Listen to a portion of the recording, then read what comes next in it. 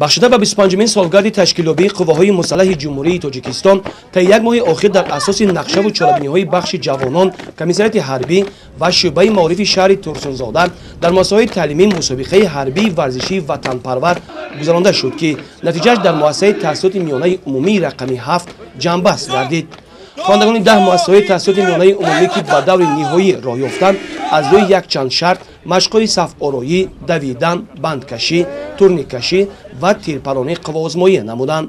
باید گفت که مسابقه مذکور همساله از جانب بخش ساختارهای مقامات اجرایی حاکمیت دولتی با مقصد در دل جوانان بیدار نمودن حس وطن پرستی و وطن دوستی، تیار نمودن آنها به دفاع وطن تشکیل و گذرانده می شود. با مقصد در روحیه وطن دوستی و میهن پرستی تربیت نمودن جوانان نورسان از جمله خوانندگان مؤسسه‌های تعلیمی شهر،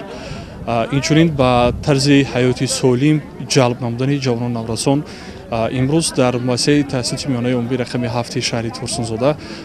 مسابقه ورزشی وطن پرور برگزار گشته است که این دوره فینالی می باشد و اینچنین در نقشه است که در